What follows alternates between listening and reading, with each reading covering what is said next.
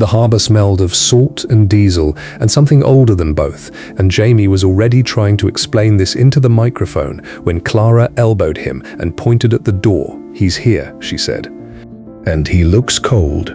Prince William walked in off the Brixham dock with his collar up and his hair doing something the wind had clearly decided for him. And the first thing he said before hello, before good morning, before any of the formalities that Clara had spent 40 minutes preparing for was, "Does it always smell like this, or have I arrived at a special occasion?" Jamie laughed so hard he nearly dropped the mic. "That," Clara said, "is the smell of a working harbor." "You'll get used to it. I've been here 4 minutes," William said, settling into the chair across from them and looking entirely unbothered by the fact that he was broadcasting live to several 100,000 people from a converted net shed on the Devon coast. "I don't think I'm going to get used to it." The shed, net weave, studio and workshop combined was not, it had to be said, a glamorous venue. The walls were bare stone. The lighting was a combination of industrial overheads and whatever grey morning was coming in off the water through the high windows. There were bolts of fabric stacked against the far wall in colors that had no business being this beautiful in a building that still faintly smelled of catch. Coral, deep teal, a kind of weathered ochre that looked like it had been pulled from the seabed and somehow improved in the process, which, as it turned out, it essentially had been. "Before you arrived," Jamie said, leaning forward, "we were actually talking about Kate, about Italy, about the work she's been doing on early years and, well, sustainability keeps coming up in her orbit, doesn't it?" William nodded and something in his posture shifted. Not closing, exactly, but settling, like a man who is happy to talk about something but wants to do it right. "It does," he said. "She cares about it in a real way, it's not a PR thing for her. She genuinely reads the science. I keep finding papers on the kitchen table that are nothing to do with early years and everything to do with ocean health, textile waste, that kind of thing." He paused. "I've started using them as placemats by accident, which she doesn't love." Clara laughed. "Does she quiz you on the contents?" "She doesn't need to," William said. "The look is enough." Outside, through the window, a trawler was moving slowly out of the harbor mouth. The water was the color of old pewter. The morning was the kind that couldn't quite decide if it was going to commit to sunshine or simply maintain a dignified gray indefinitely. "Are you a morning person?" Jamie asked, because he asks everyone this and cannot stop himself. "No," William said. "Genuinely, no. The children are, which is a particular form of punishment. George, Charlotte, Louis, they're all up, ready, loud. And I'm sort of moving through the house he made a gesture with his hand, a slow underwater motion, a fog. Before coffee. Like the harbor this morning," Clara said. "Exactly like the harbor this morning." He looked out the window. "It lifted though, give it time." "Is it chaotic? The school run?" "It depends on the day. There's always something, someone can't find something. Someone is wearing the wrong thing and is very upset about it." Someone, he stopped, smiled. Someone has decided that today, of all days, is the day they want to debate whether they actually have to go to school at all. He looked briefly into the middle distance. "Louis, mainly. He makes some very compelling arguments." "Does he?" Jamie said, delighted. "He does. I don't always have a counter-argument ready at 7 in the morning." "That's the honest truth." Clara propped her chin on her hand. "What do you normally have for breakfast before you face all of that?" "Eggs," William said. "Always eggs. Scrambled, usually. It's the one thing I can make reliably and quickly, and it keeps everyone going." He glanced at the small spread the team had put out on the side table. "I see you've got scones. We thought about it," Jamie said. "And then we thought, we're in Devon. We have to." "Cream first," William said, without being asked. Clara pointed at him. "We'll come back to that. There's a thing that happens in interviews, real ones, not the polished kind, where a question lands slightly differently than expected, and the person on the other side of it takes a half-second longer to answer, not because they don't know what to say, because they're deciding how much of the true thing to give." Clara asked William why coastal communities mattered to him, and he did that thing. That half-second. "I think he started, then stopped. I used to come to places like this as a kid. Not Brixham specifically, but working coast, proper fishing towns, and there was something about them that felt permanent.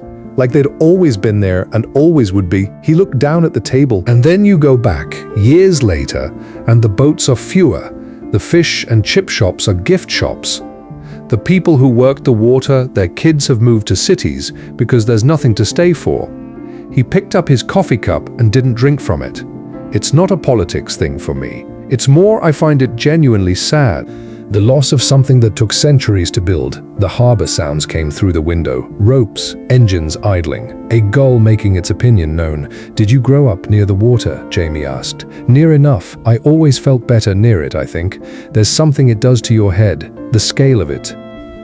Everything on shore feels very manageable when you're standing next to something that doesn't care about any of it. He laughed quietly.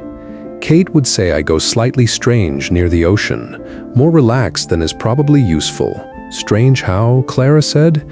Quiet? I go quiet, which apparently that's unusual. He glanced at Jamie. I'm told I can talk. No, this has been very quiet, Jamie said solemnly, and Clara made a sound that was not quite a laugh and not quite a groan. What worries you most? Clara asked, and her voice had gone slightly more careful about what's happening to places like this. William set the cup down, that the people who know how to work the sea are going to be the last ones to have done it. That knowledge, which is extraordinary, really. What these men and women know just stops, because there's no economic reason to keep it. He paused. That's why what Tom is doing here. He nodded toward the workshop behind them. It matters more than the fashion angle. Although the fashion angle is excellent, it really is, Clara said. Genuinely, William agreed. I did not expect to walk in here and find fabric that looked like that. He gestured at the bolt of deep teal against the wall. That's extraordinary, and it came from nets. Ghost nets, Jamie said. Ghost nets, William repeated, and said it like he was still adjusting to what the phrase meant in practice. Tom Harding was not what you expected. This is not a criticism. It's just that when you're told you're about to meet the founder of a circular fashion startup that has been written up in 4 major sustainability publications and shortlisted for 2 design awards, you build a picture. The picture involves someone younger, someone who probably has strong opinions about fonts. Tom Harding was 51. He had the hands of someone who had spent decades pulling things from the sea. He was wearing a net weave shirt, recycled net fiber, slate gray, beautifully constructed over what appeared to be the same fisherman's jumper his father had probably owned. He shook William's hand and said, "Didn't think you'd actually come." And William said, "I didn't think I'd actually be able to find it." And immediately, they were fine with each other. Tom walked them through the studio. The process, Clara explained to listeners who couldn't see it, went something like this. Ghost nets, the fishing nets that are abandoned or lost at sea, drifting through the ocean, catching and killing marine life for years. Sometimes decades are retrieved by divers and coastal cleanup operations. They come in full of everything the sea has put in them. They smell, frankly, terrible. They are then cleaned, processed, broken down into fibers. And through a process Tom had spent 7 years developing with a small team of textile engineers in Exeter, rewoven into fabric. High-end fabric. The kind that ends up in fashion houses rather than harborside souvenir shops. Can you tell? William asked, rubbing the teal bolt between his fingers. When you're wearing it, can you tell it's not traditional? That's the point, Tom said. You can't. That's what took 7 years. What did it feel like in year 3? William asked. When it probably wasn't working yet. Tom looked at him. A real look, not a PR look. Year 3 felt like I'd made a catastrophic decision, he said. Which technically, I'd left fishing. The startup money was nearly gone. The fabric kept coming out wrong, too stiff or the color wouldn't hold. He picked up a small square of test fabric from the workbench, pilled, uneven. Nothing like the beautiful bolt beside it. I kept this to remind myself what wrong looks like. William held the test square in one hand and the finished fabric in the other, and didn't say anything for a moment, right? He said eventually. Yes, Jamie, who had been very professionally quiet for most of this, said. Tom, can I ask, how do you explain this to people who think sustainable fashion is just expensive t-shirts with a good story? I let them touch it, Tom said simply. That usually does it. Can I tell you something? William said, and there was a quality in his voice that made Clara look up from her notes. I've sat through a lot of presentations about sustainability. A lot. And most of them he paused, choosing words carefully. They're very good at telling you how bad things are. They're less good at showing you something that's actually working. He looked at the bolt of teal fabric. This is actually working. Thank you, Tom said, and meant it without performing it. Although, William added, the corner of his mouth moving, I should say I did arrive by helicopter, so, you know, the net effects as it were. Clara put her head in her hands. He's been waiting to say that, Jamie told Tom. I have not, William said. I just thought of it. He's been waiting to say that since he landed, Jamie told Tom. I thought of it just now, William said pleasantly, and accepted a cup of tea from one of the NetWeave team with the easy grace of someone who has been handed cups of tea by strangers his entire life. Right, Jamie said, with the particular energy of a man who has been sitting on a secret for 2 hours. So, we have a little something arranged. William looked at him. We thought, Clara said, that given you're here in the actual workshop with the actual loom, and given that Tom and his team have very kindly agreed to, what are you going to make me do? William said. Weave, Jamie said. A pause. On the loom, Jamie added helpfully. I understood what weave meant, William said. He looked at the loom, a modified floor loom, wide as a dining table, currently threaded with recycled net fiber in a mix of ochre and cream. It was beautiful, and it looked, to someone who had never operated one, approximately as intuitive as a flight deck. I want to say for the record that I am not going to be good at this. No one's good at it on their first go, Tom said, which was kind and also visibly not entirely true, because he had clearly been operating looms since before William was born. What followed was, by general consensus, one of the more charming segments of radio produced in Devon that year. William sat at the loom. Tom stood beside him and explained with genuine patience, no condescension, the kind of instruction that comes from someone who has taught complicated things to people who were scared of failing, how the shuttle worked, how the treadles operated, the rhythm of it. William tried. The first pass was wrong. The thread bunched. That's fine, Tom said. The second pass was better. The weave started to form. There we go, Tom said. By the fourth pass, something had happened that was hard to name exactly. The workshop had gone quiet. Not awkwardly the good kind, where people stop performing and just watch something real. William's hands were moving with more confidence now. Not fluently, not even close, but with the beginnings of something. The shuttle passed through. The beater came forward. A line of fabric appeared. Oh, William said softly. He didn't say anything else for a moment. That's, he started. Yeah, Tom said. I made that, William said, and he sounded genuinely surprised, the way people do when their hands do something their brain didn't fully authorize. You did, Tom said. Clara was watching both of them and not saying anything. Jamie was watching Clara, watching both of them, and also not saying anything. There's something about it, William said, still looking at the loom. Doing something with your hands that becomes a thing? I can't do many things like that. Make something you can hold. He ran his thumb along the small strip of woven fiber that his 4 passes had produced. Crooked, uneven. It's not good. It's your first go, Tom said. It's really not good, William said pleasantly. It's genuinely your first go, Tom said again, and this time there was something in his voice that acknowledged that yes, all right, it was also not very good. William laughed. Tom laughed. The workshop exhaled. I think, Jamie said to the microphone, that's possibly the best royal craft attempt we've had on this show. How many have there been? William asked. 1, Jamie said. But still, they were still at the loom. William had moved out of the seat, and Tom was showing him how a finished length was cut and finished, running his hands along the fabric with the automatic reverence of someone who made things and knew the cost of making them when Tom said it. Not announced, not set up. Just said it the way people say true things when they've stopped performing. My dad fished this harbor for 30 years, Tom said. He wasn't looking at William. He was looking at the loom. These nets, the ones we use, ghost nets, some of them, when they come in, you can tell the age of them, the type, and some of them are the same kind he used. William went still. I nearly didn't come back from that, Tom said, when I realized. I was in the workshop. This was year 2, and we'd taken in a delivery. and I was processing one of the nets, and I knew what I was looking at." He paused.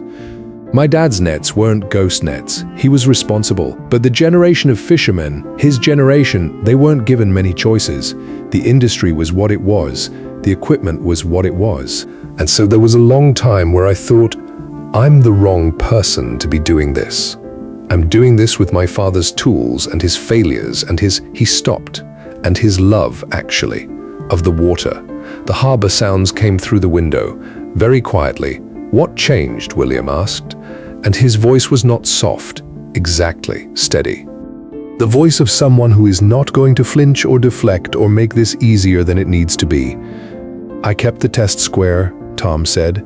He picked up the pilled, uneven fabric square from earlier, the failure square, the year 3 square. I kept this because I thought, if I can turn this into that, he nodded at the finished fabric, then maybe the nets can do the same thing. Be something different than what they were. He looked at William for the first time in a while. It's not a perfect analogy. No, William said, but it's a true one. Tom nodded. I think, William said carefully, that's probably the most important thing anyone said in this building today, and I'm including myself, which a pause should tell you something. Tom laughed. Short and real. Clara realized she had been holding her pen without writing anything for the past 4 minutes. Jamie, she said quietly. Yeah, Jamie said. Neither of them said what they were both thinking, which was, we need to let this breathe. So they did, for a moment that lasted, in radio terms, approximately 10 years and was absolutely the right call. Facey 6, Kate, Diana, the bigger Thralv. They had moved back to the main broadcast table. The scones had been deployed. William had, without any prompting and with complete natural authority, put the cream on first and then the jam, and Clara had said Devon wins, and he had said Cornwall is wrong about this respectfully, and normal service had briefly resumed. Then Jamie asked about Kate. Italy seems to have really lit something up in her, Jamie said. From what I saw, the coverage, the way she spoke about it, she seemed like someone who had found the thing they wanted to do. William nodded slowly. She's been, the early years' work is really hers, in a way that I think surprised even her. How much she cares. How much she wants to change. He turned the scone on its plate. The sustainability thread runs through it, actually. The world the children are growing up into the ocean. What we leave. He looked out at the water. She came home from Italy and she had pages of notes. And she was talking about nets, actually. Ghost nets, marine plastic. And I thought, I'm going to Brixham next week. You should read about this. Did she? Clara asked. She read everything Tom had published, William said. She sent me a summary. It was more comprehensive than my briefing notes. He glanced at Tom. You might have a meeting request coming. Tom looked briefly as though he didn't know whether to believe this and had decided to just accept it. I'll clear some time, he said. Clara moved carefully. Can I ask, and only what you want to share, does any of this connect to something older for you, in terms of the ocean conservation, what we pass on, because I know you can ask, William said. Does it connect to your mother? The table was quiet. Not directly, William said after a moment. She wasn't. Ocean conservation wasn't her specific. He paused, but the principle of it, the idea of doing things that don't announce themselves. Work that just gets done because it needs doing, because the alternative is to look away. He picked up his coffee. She was very bad at looking away. Another pause, different quality. I think, he said, that's probably the best thing to inherit, the inability to look away. Clara let that sit. 1 beat, 2. Then William said, although she would have been absolutely terrible on that loom, she would have been much worse than me. The room laughed, and the room needed to laugh, and the laugh was real and warm and not a deflection so much as a door gently, firmly, respectfully closed. That's the second time you've insulted yourself on the loom, Jamie said. It deserves multiple mentions, William said. It was quite bad. Tom graded it a 4 out of 10, Jamie said. Tom looked briefly alarmed. I didn't, I said that privately. 4 out of 10, Jamie said to the microphone serenely. 4 out of 10 is actually, William considered, generous, given what we both know happened in Past 2. Past 2 was a wobble, Tom said diplomatically. Past 2 was a disaster, William said with great warmth, and Tom laughed in the way that men laugh when they've decided they trust someone. "Right?" Clara said. "We need you to settle something." William looked at her with the expression of a man who has learned that when radio hosts say this, it is always slightly more elaborate than it sounds. "We have 6 fabric samples," she said. The team laid them out on the table. 6 squares, all beautiful, all high-end. Some were net weave recycled ghost net fiber. Some were traditional luxury textiles. Wool, silk, a high-grade linen. "You have to guess which is which, blindfolded," William asked. "Obviously," Jamie said, "there was a blindfold. There is always a blindfold in these situations." William put the blindfold on, with the resignation of someone who has been put through many such segments and has made his peace with it. He ran his fingers across the first square. "Traditional," he said. "Wool, I think, net weave," Clara said. "Recycled net, ochre dye from natural lichen." A pause, right, William said. "Okay, the second square. This one's recycled," he said. "It feels there's something slightly, I don't know, more interesting in the texture." "That's silk," Jamie said, "from a mill in Como. Nothing to do with nets whatsoever." William took the blindfold off. He looked at the samples, then at Tom. "How are people supposed to be able to tell?" "They're not," Tom said. "That's what I've been saying. But this," William picked up the ochre net weave square. "This is genuinely beautiful, and it's made from something that was killing things." "Yes," Tom said. "The fashion industry doesn't know this exists, does it? The people who could scale this." "Some of them do," Tom said. "Slowly. It takes time to convince people that something made from fishing nets can sit next to their other fabrics without it being a story. They want it to just be fabric." "And it is," William said. "It is." Tom agreed. "Then make them touch it," William said, quoting Tom back to himself. "That's what you said, just make them touch it." Tom looked at him. "Yeah," he said quietly. "Yeah, that's it." The gift came at the end of the debate segment, and it was not announced dramatically. Clara just said, "We have something for you." And one of the NetWeave team, a young woman named Priya, who had apparently done most of the construction work in the previous 2 weeks and was trying very hard to appear calm, brought out a jacket. It was extraordinary. Navy, almost black, with the faint depth of texture that NetWeave fabric had, that sense of something that had been through water and weather and time and come out the other side with character rather than damage. The cut was clean, the lining was cream, and on the inside of the collar, woven in, was his name. Not a title, not initials. His name, William. He held it for a moment. The harbor outside was moving, light coming through stronger now, the fog finally making good on its promise to clear. The water was catching it. "Tom made that," Clara said. "Well, Tom and Priya with Brixham Harbor nets." William looked at Priya. "You made this, Priya," to her enormous credit said. "Tom designed it. The lining took a while to get right. It's William started." Stopped. He turned the jacket in his hands, found the name again, ran his thumb across it. "I don't know what to say. That," Jamie said quietly, "is a first for this show." William laughed. It was a real laugh, the unguarded kind, the kind that doesn't know it's being broadcast. He put the jacket on. It fit perfectly, which Priya had been quietly terrified about for the past 10 days. He looked at Tom. "Thank you," he said. Tom nodded. Did not perform anything, just nodded. "I'm going to wear it," William said. "Not as a knot for the optics, just because it's the best jacket I own, which is," he glanced down at it, possibly embarrassing to admit. "Priya's going to put that on the website," Jamie said. "Please do," William said. The show was winding down. The scones were crumbs. The coffee was cold. Outside, the harbor was properly alive now. The morning fog had lifted entirely. The water was bright and metallic. A second trawler was coming in, and the sky had gone from dignified gray to something that was working toward blue. "Our boss," Jamie said with a straight face, "has been listening. And he wants me to tell you there's a position open at NetWeave, if you're interested." "In what capacity?" William said. "Loom operator," Clara said. 4 out of 10, Tom said for the first time in a while, and William pointed at him.